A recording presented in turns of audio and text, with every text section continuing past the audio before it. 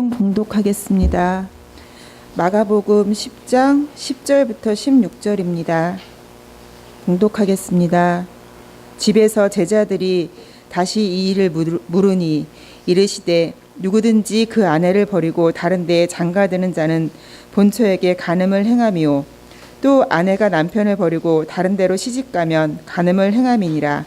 사람들이 예수께서 만져주심을 바라고 어린아이들을 데리고 오매 제자들이 꾸짖거늘 예수께서 보시고 노하시어 이르시되 어린아이들이 내게 오는 것을 용납하고 금하지 말라. 하나님의 나라가 이런 자의 것이니라. 내가 진실로 너희에게 이르노니 누구든지 하나님의 나라를 어린아이와 같이 받들지 않는 자는 결단코 그곳에 들어가지 못하리라 하시고 그 어린아이들을 안고 그들 위에 안수하시고 축복하시니라. 아멘. 지난주에 이혼에 대해서 바리새인들이 그리스도 앞에서 매우 어리석은 그리고 완악한 질문을 한 것을 저희가 살펴보았습니다. 예수님께서는 하나님의 말씀을 친히 인용하시고 그들에게 얼마나 그들이 큰 잘못된 질문을 하였는가를 책망을 하시며 알려주셨고 한몸되니라는 그런 거룩한 교훈을 또한 그들에게 가르쳐 주셨습니다. 자, 이 가르침을 받고 또 오늘의 본문에서는 바리새인들이 아닌 제자들이 바리새인들에게나 책망하셨을 법한 그러한 책망과 진노를 제자들이 예수님께로부터 받는 사건이 등장을 합니다. 그렇기 때문에 이 본문은 그리스도인들에게 있어서 또 다른 중요한 메시지로 다가오는 본문입니다. 예수님이 책망에서는 바리새인의 그 어리석음을 꾸짖었던 또 그 분노와 책망과는 다른 그 어조에서 제자들에게 친히 말씀하시는 단호함과 분노가 우리는 예수님의 말씀 속에서 느껴집니다. 벌어진 이야기가 이렇습니다. 사람들이 예수님을 찾아왔습니다. 이번에는 사람들 자신들이 예수님의 가르침을 듣고자 하여 찾아온 것이 아니었고 그 사람들의 자녀들을 데리고 온 사건이 바로 오늘의 이야기의 시작이 됩니다. 그 자녀들은 매우 어린 자녀들이었고 원어로 파이디온이라는 이 어린 자녀들, 더 어리게는 신생아인 영아들로부터 유아들과 또 어린이들까지도 볼 수 있는 이 자녀들을 데리고 오게 됩니다. 사람들이 지금 북적이는 가운데 예수님 주위에 몰려들어 있고 또 그 가운데 어린 자녀를 둔 부모가 예수님께 지금 어린 아이들을 데리고 온 것입니다. 그리고 그들은 너무 단순하게도 말씀에 따르면 예수님께서 그들을 정말로 만져주시기를 원하는 마음으로 데려옵니다. 원어에 보면은 정말로 만지다라는 단어를 사용되고 있는 것으로 보아서 이 사람들은 이 어린 아이들을 데리고 와서 예수님께서 만져주시기를 바라는 마음을 그들이 가졌던 것을 확인하게 됩니다. 다시 말씀을 드리자면 예수님으로부터 어떠한 능력을 지금 제자들과 또 그들의 무리들 앞에서 그의 자녀들이 꼭 받기를 원해서 데려온 것도 아니고 특별한 신적인 능력을, 귀신 쫓는 능력을, 무언가를 그의 자녀들이 어렸을 때부터 예수께로부터 받기를 원하는 강렬한 마음이 있어서 지금 제자들을 데리고 온 것도 아니고 예수님으로부터 모든 영광을 나누어 가지려고 했던 그 부모의 마음처럼 그 실수로 데려오지 않고 있는 것을 우리는 본문을 통해서 봅니다. 그저 부모로서 예수님께서 그의 자녀들을 쓰다듬어 주시기를 바라는 마음으로 데려온 것을 오늘 본문에서 확인하게 됩니다. 그리고 우리가 이 본문에서 먼저 볼 수 있는 부분은 그 아이의 이런 아버지와 어머니는 제자들과는 달리 예수님께서 그들의 자녀들을 정말로 데리고 가면 예수님께서 친히 쓰다듬어 주시고 또한 아껴주시고 사랑해주시고 복을 빌어주실 것이라고 그들이 생각하였다는 사실입니다. 여러분의 자녀를 누군가에게 데리고 가면서 그가 그 자녀를 문전박대한다거나 모른 척한다거나 폭력을 휘두르는 사람이라고 한다면 어찌 여러분들이 여러분의 자녀를 그 사람에게 데리고 가겠습니까? 무리 중에 지금 이 부모는 예수님에 대한 매우 좋은 마음이 있었고 그렇기 때문에 그 자녀들 데려갔을 때 무조건 환영해 주실 것이라는 마음이 당연히 있었기 때문에 이 예수님께 지금 이들을 데려가고 있습니다. 어떠한 믿음과 어떠한 태도가 있었기에 지금 그들은 예수님께 이러한 마음을 갖고 있는 것입니까? 자, 그 부모들은 예수님에 대한 전체적이고 거룩하신 그리고 선하신 인격적인 그 만남에 굳건한 믿음이 있었습니다. 다시 말해서 예수님이 그의 자녀들을 데려갔을 때 무조건 환영해 주실 거라는 당연한 믿음을 그에게 가지고 있었던 것입니다. 그 순간에 예수님의 어떤 위대하심이나 또는 예수님의 어떤 랍비로서의 경외심이나 또는 어떤 권세 있는 자를 보고 나아간 것도 아니었음을 우리는 바라보게 됩니다. 우리는 그리스도인이라면 말씀 속에서 오랜 시간 동안 예수 그리스도가 하나님의 아들이시고 그 본체로 하나님이시기에 모든 능력과 모든 권세를 가지고 행하신 분이기에 그분이 커 보이고 그분이 하나님으로 보이지만 지금 이 무리들 속에 있는 예수 그리스도는 그러한 하나님으로서의 예수 그리스도로 그들이 바라보고 있지 않은 것을 보게 됩니다. 다시 말해서 다가가기 쉬운 분으로 지금 그들에게 예수님은 바라봐지고 있습니다. 자녀들을 데리고 예수님이 모인 그 무리 속으로 들어가서 예수님께서 그들을 축복해 주실 거라는 것을 조금도 의심하지 않고 예수님께 서슴없이 데리고 갈 정도로 예수님께서는 그 부모들에게 있어서 또는 그 자녀들에게 있어서 조금도 무서워할 수 있는 분이다거나 두려워할 수 있는 분이 아니었던 것을 우리는 바라보게 됩니다.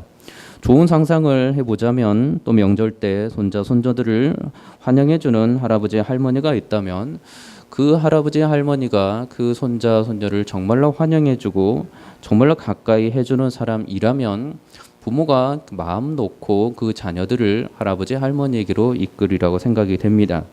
그러나 만약에 그 자녀들이 그 부모가 너무 엄하고 두렵고 그 안에 인격적인 교제가 없는 분으로 관계가 유지가 되고 있었다면 그의 자녀들을 굳이 그의 할아버지 할머니에게로 기쁜 마음으로 데려가지는 않을 것 같습니다.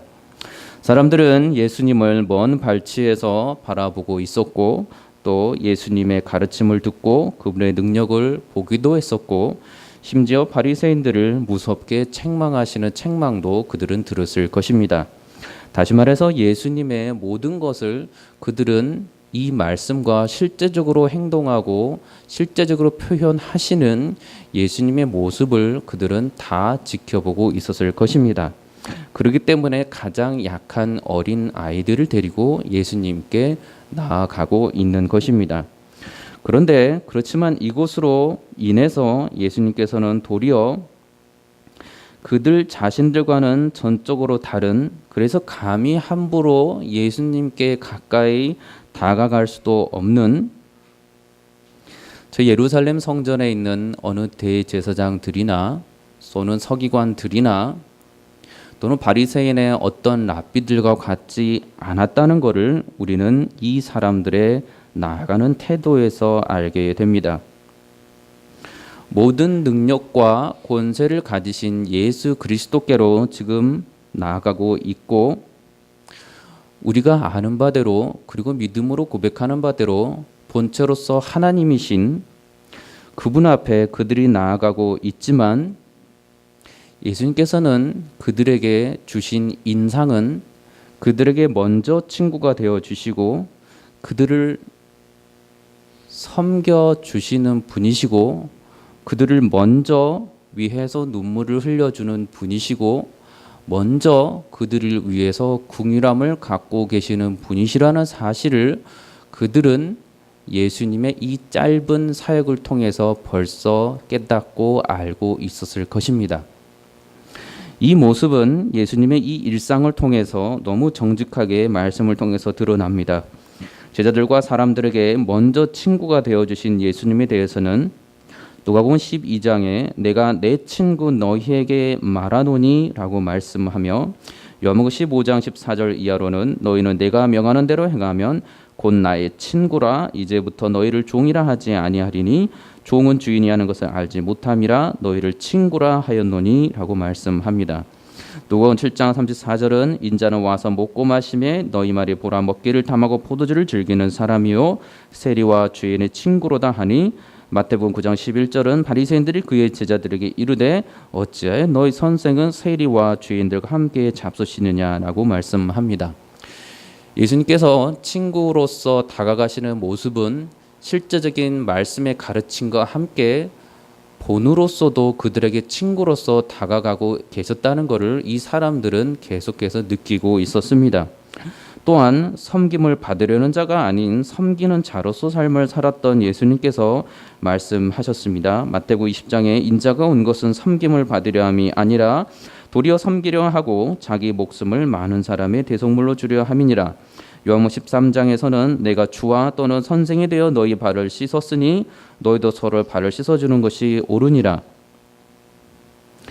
섬기는 자로서의 모습을 예수님께서 말만으로 하시는 것이 아니고 그의 짧은 이 3년의 공생의 기간 동안 사람들에게는 계속적으로 공통적으로 보여주고 있는 스스로 높아지려고 하는 섬김을 받으려고 하는 분이 아닌 실상은 섬김을 받으려는 분이 될 수 있음에도 불구하고 더 그들 자신을 위해서 그들을 위해서 섬기는 분으로 남아 계시는 예수님의 모습을 그들은 계속해서 일관적으로 보고 있었을 것입니다.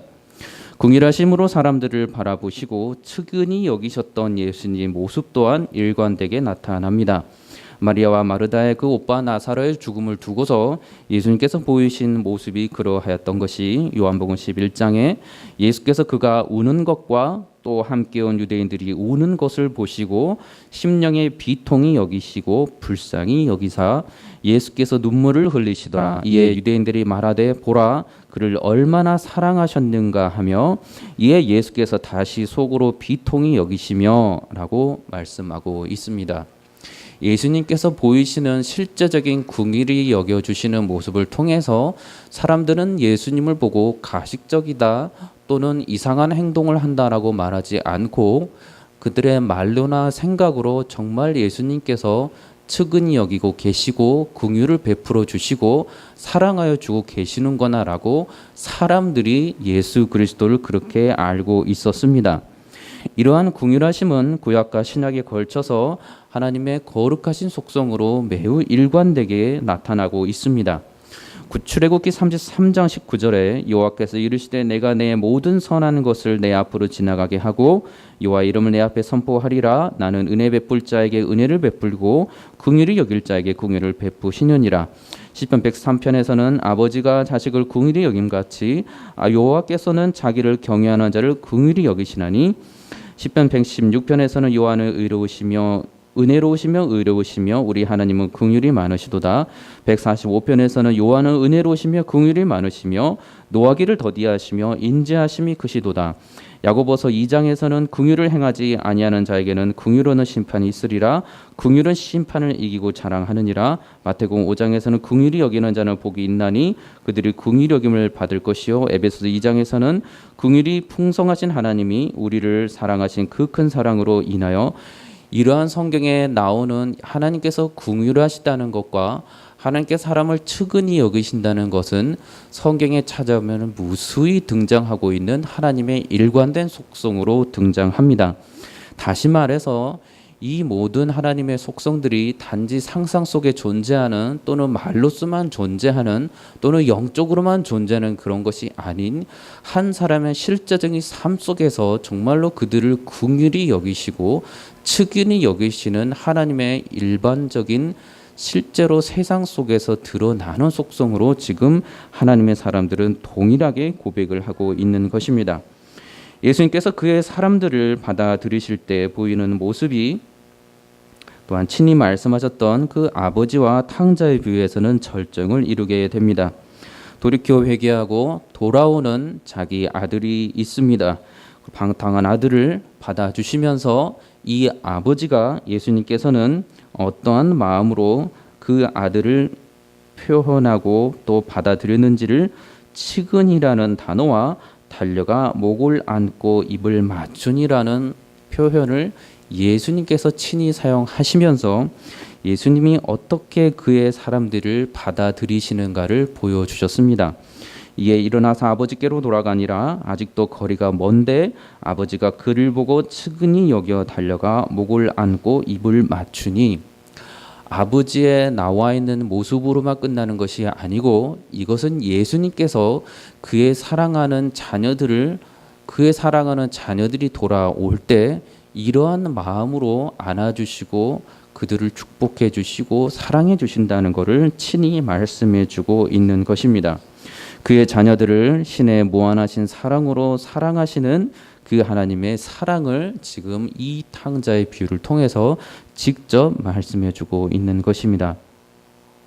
스바냐 3장 17절에서는 너의 하나님 여호와가 너의 가운데 계시니 그는 구원을 베푸실 전능자이시라. 그가 너로 말미암아 기쁨을 이기지 못하시며 너를 잠잠히 사랑하시며 너로 말미암아 즐거이 부르며 기뻐하시리라 하리라.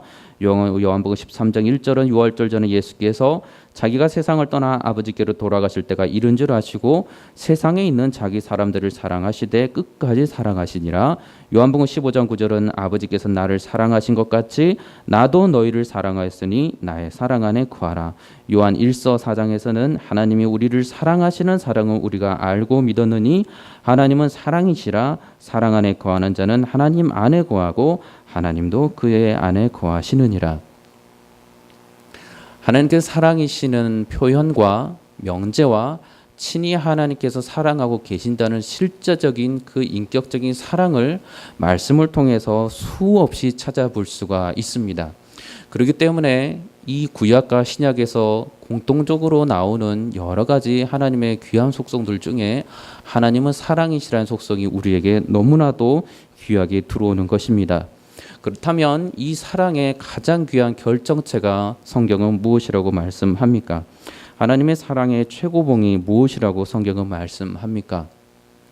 요한복음 3장 16절에 하나님이 세상을 이처럼 사랑하사 독생자를 주셨으니 이는 그를 믿는 자마다 멸망하지 않고 영생을 얻게 하려 하심이라 라고 말씀합니다. 요한 1서 4장에서는 사랑은 여기 있으니 우리가 하나님을 사랑한 것이 아니요 하나님이 우리를 사랑하사 우리 죄를 속하기 위하여 화목제물로 그 아들을 보내셨습니다.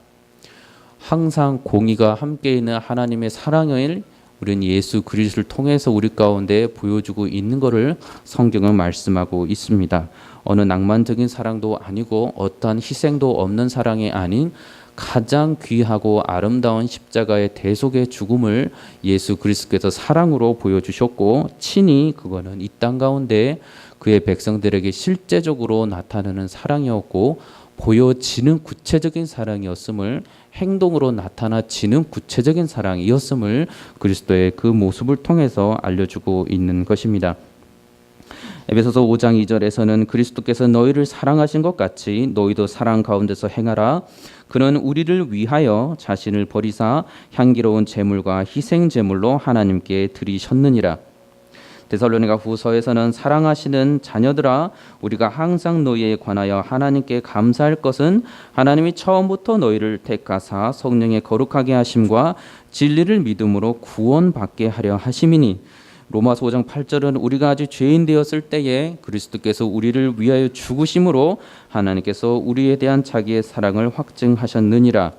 계속해서 나오는 말씀에 따르면 이 사랑은 단지 낭만적인 서로 사랑하고 하나님이 예수 그리스도를 통해서 더 많은 사람들을 사랑하고 또 사랑하라는 것으로 끝나는 것이 아닌, 그의 사랑하는 사람들을 정말 죄 가운데서 구원하셔서 그 죄를 다 용서해 주시고 그가 진실로 참여하고 돌아와서 주를 바라볼 때 영원히 그를 생명에서 생명으로 이끄시는 영생의 선물을 주시고 그를 구원해 주실 것이라는 것을 우리는 일관적으로 하나님의 사랑의 목표와 방향을 우리는 찾아보게 됩니다.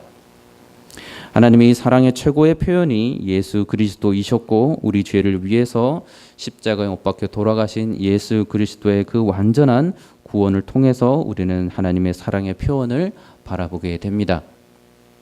영적으로만 있는 사랑도 아니고 무언가 상상 속에만 존재하는 그런 사랑도 아닌 실제적으로 십자가에 못 박혀 돌아가신 예수 그리스도의 사랑이 그의 자녀들을 위하여 실제적으로 행해졌다는 것을 우리는 알게 됩니다.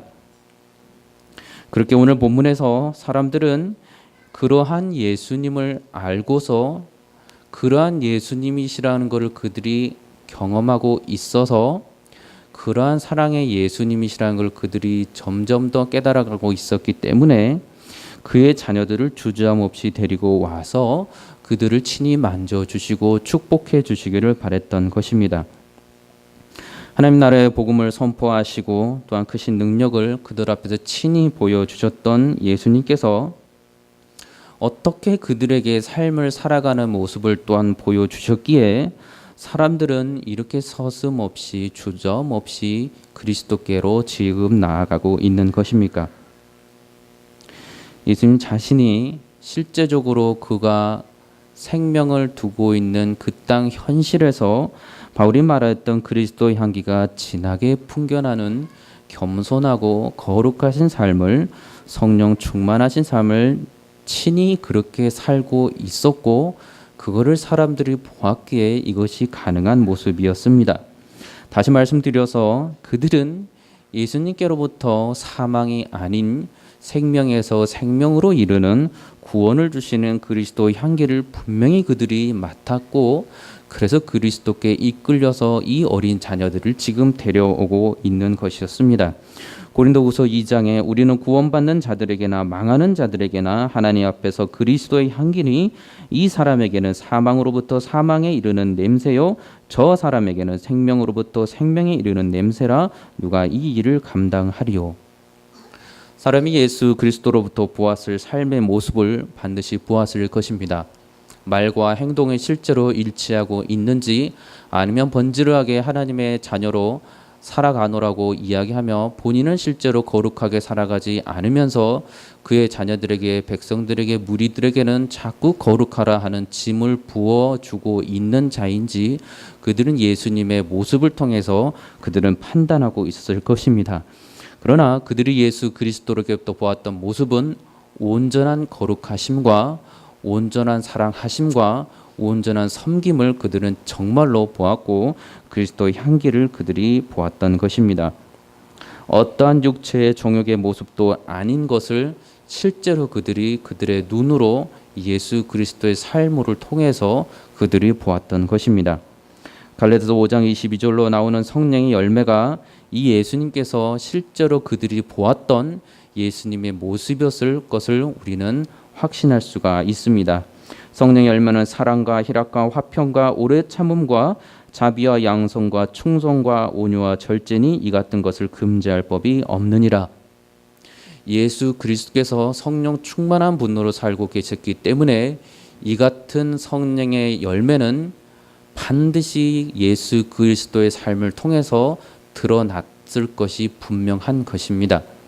그렇기 때문에 사람들은 예수 그리스도께서 단지 랍비로서 단지 무서운 말씀을 하시는 분으로서 책망하시는 분으로서 그들에게 다가갔던 것이 아니고 성령의 열매를 친히 그의 삶 속에서 보여주시고 이러한 열매대로 살아가시는 분이 말씀하시는 모습을 통해서 그리스도의 향기를 맡고 예수께로 다가왔던 것입니다.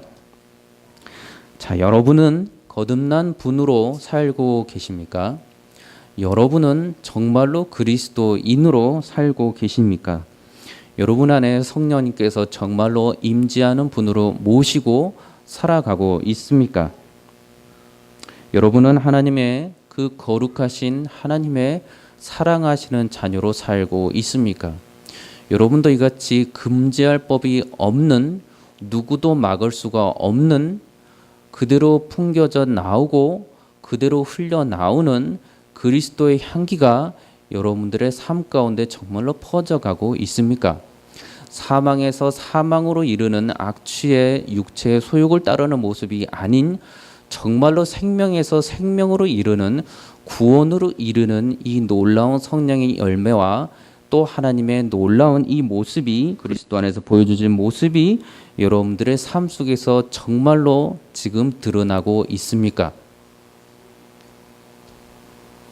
아니면 어제도 오늘도 세상에 속한 것들을 쫓아가는 육체의 소욕과 종욕을 쫓아가는 삶을 살고 있습니까?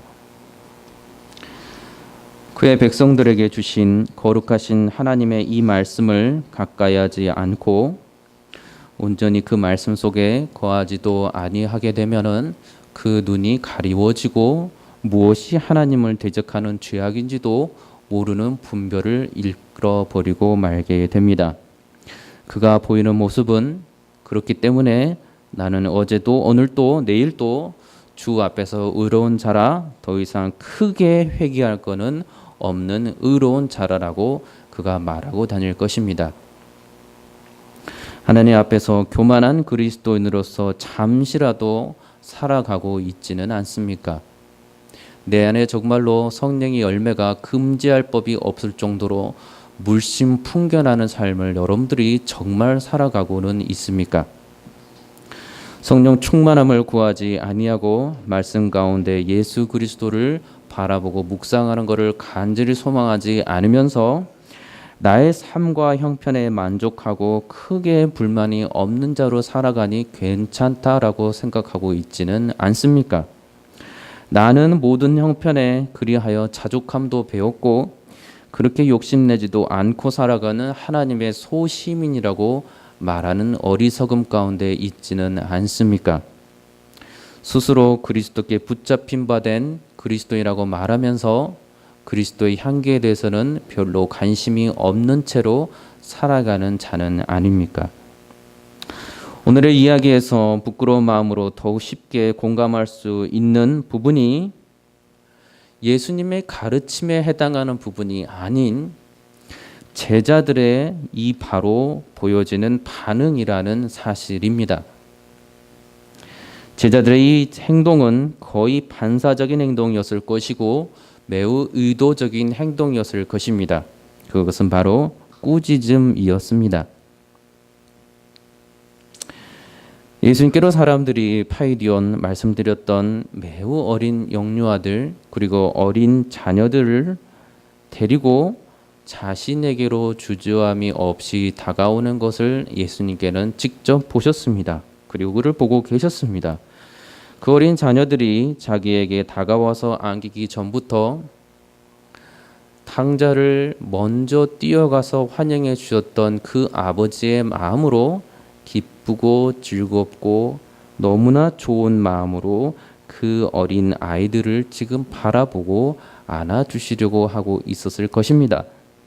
손을 벌리고 부모가 자녀를 사랑으로 꼭 안아주시는 그 사랑으로 안아주려는 마음과 또는 모든 모습을 예수님께는 이미 가지고 계셨을 것입니다.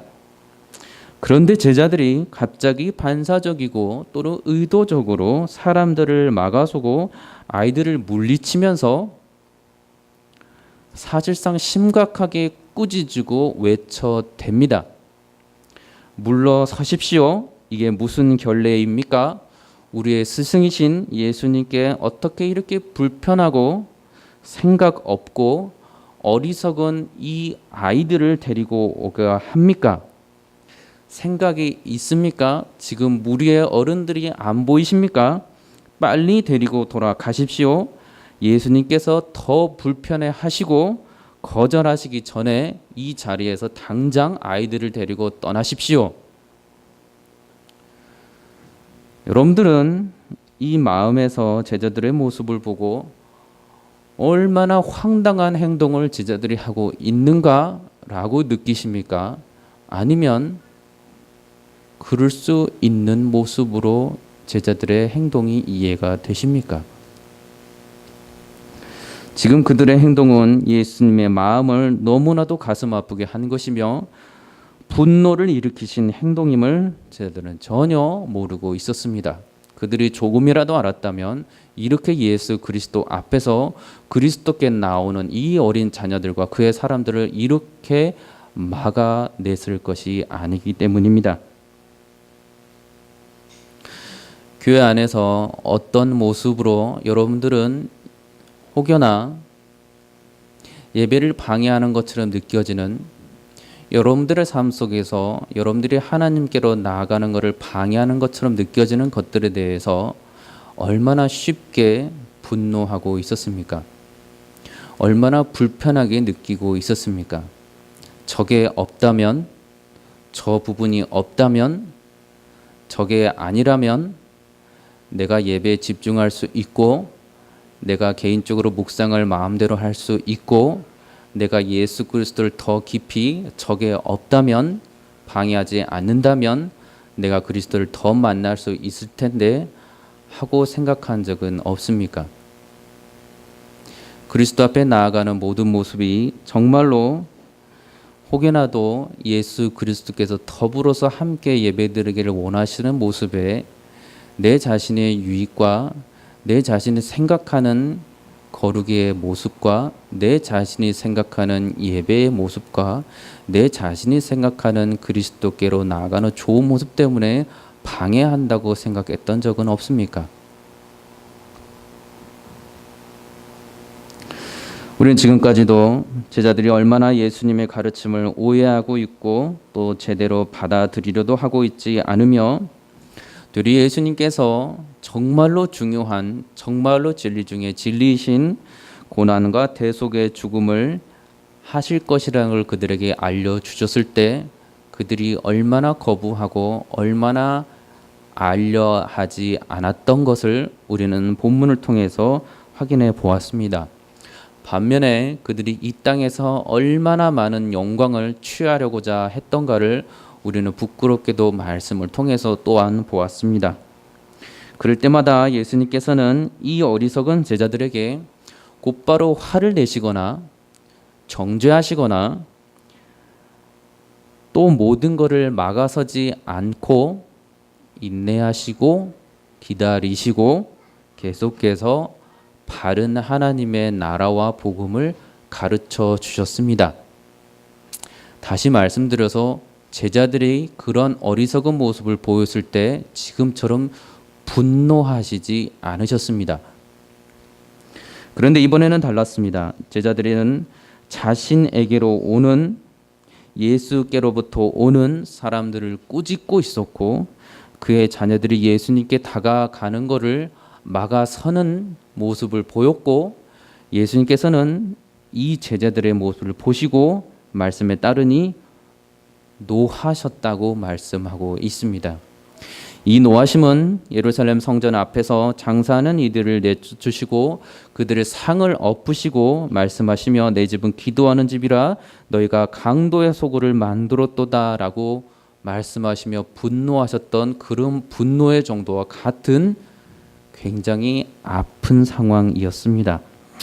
예수님의 이런 극한 분노하심으로 제자들을 책망하시고 그들에게 가르치신 말씀이 이러하니 보시고 노하시어 이르시되 어린아이들이 내게 오는 것을 용납하고 금하지 말라. 하나님의 나라가 이런 자의 것이니라. 내가 진실로 너희에게 이르노니 누구든지 하나님의 나라를 어린아이와 같이 받들지 않는 자는 결단코 그곳에 들어가지 못하리라 하시고 예수님의 어조를 통하여서 지금 예수님께서 얼마나 분노에 가득 차셔서 얼마나 화를 내시면서 제자들을 크게 책망하고 계시는가를 우리는 바라보게 됩니다. 하나님의 나라에 대해서 가르치실 때 지금 하나님 나라에 속한 자들과 속하지 못한 자들을 가르쳐 오신 예수님께서 다시 이 사건을 통해서 하나님 나라에 들어갈 수 있는 자가 이런 자라는 것을 지금 직접적으로 말씀해 주고 있는 것입니다. 그리고 말씀하시기를 어린아이와 같이 받들지 아니하는 자는 하나님 나라에 들어갈 수가 없으며 어린아이와 같이 하나님 나라를 받드는 자라야만 하나님 나라에 들어갈 수 있다고 지금 예수님께서는 말씀하고 계시는 것입니다. 어린아이의 특징들이 여러 군데가 있지만 우리는 성경을 통해서 바라보게 되는 어린아이의 특징은 겸손임을 알 수 있습니다. 고집을 부렸다가도 잘못하면 뉘우치는 자의 모습이 바로 어린아이들이 보이는 모습입니다. 권위자의 모습에 그들이 두려워할 줄 알고 책망을 들으면 언제든지 돌이켜 무릎을 꿇을 줄 아는 자가 이 어린아이들입니다. 교만과 고집이 있지만 권세 앞에서 교만과 고집을 꺾을 줄 압니다. 그리고 그 권위자의 말씀에 기꺼이 순종하고 따를 줄도 압니다. 권위자의 그 사랑도 알고 그 권위자와 사랑의 인격적인 교제도 나눌 줄 압니다. 이것이 이러한 모습이 자녀를 사랑하는 부모와 그 부모의 사랑을 아는 자녀가 서로 인격적인 교제를 하는 모습이고 이 자녀의 겸손으로부터 나오는 모든 은혜의 모습이기도 합니다. 여러분의 자녀가 겸손하지 않는다면, 끝까지 교만하다면 어떻게 여러분들이 자녀와 인격적인 사랑의 관계를 맺을 수 있으며 여러분들이 어떻게 책망을 하면서 그가 돌아오기를 기대할 수 있겠습니까? 여러분들이 책망하는 이유는 그 자녀들이 겸손하여서 말을 듣고 돌아올 것을 알기 때문에 책망을 하는 것이지, 돌아오지 않을 거라는 걸 알면 왜 책망을 하겠습니까? 징벌을 하고 말겠지요. 겸손했던 그 모습을 하나님께서는 하나님의 속성과 더불어서 또한 매우 구체적으로 일관되게 말씀하고 계시는 것을 우리는 바라봅니다.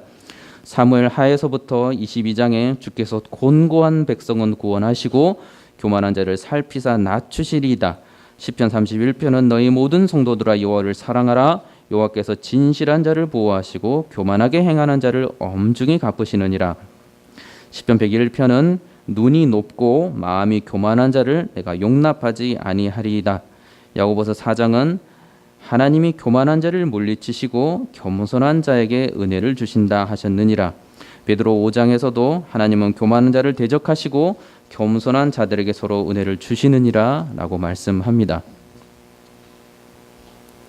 겸손한 모습을 보이면서 하나님의 나라를 받들 줄 알았던 그 어린아이와 같은 모습을 가졌던 그 어린아이들을 예수님께서는 정말로 기쁘고 즐거운 마음으로 친히 안아주셨고 그들 위에 안수해 주셨고 축복해 주셨습니다.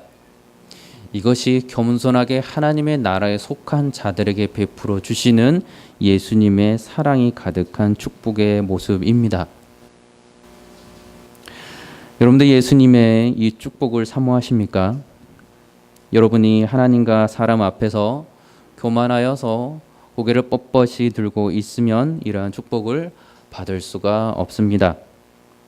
여러분이 그리스도인이라 하여 나는 더 이상 회개할 것이 없고 모든 계명과 율법을 그럭저럭 잘 지키고 있는 자라고 말한다면 예수님께서는 여러분을 기쁨으로 안아주실 수가 없습니다.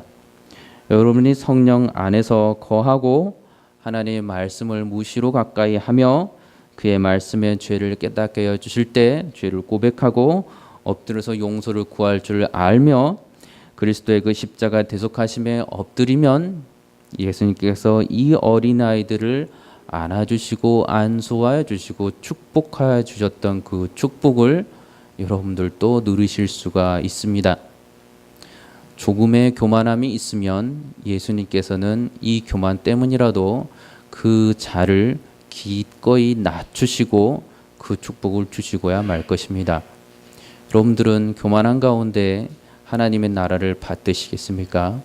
오직 겸손한 가운데 하나님의 나라를 받으시겠습니까?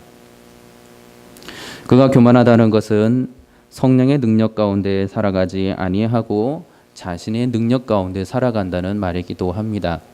그는 여호와를 의지하고 예수 그리스도를 믿노라고 말하면서도 실상은 그가 가진 것들로 더욱더 자랑하고 그가 가진 것들을 믿고 따르는 자이기도 합니다.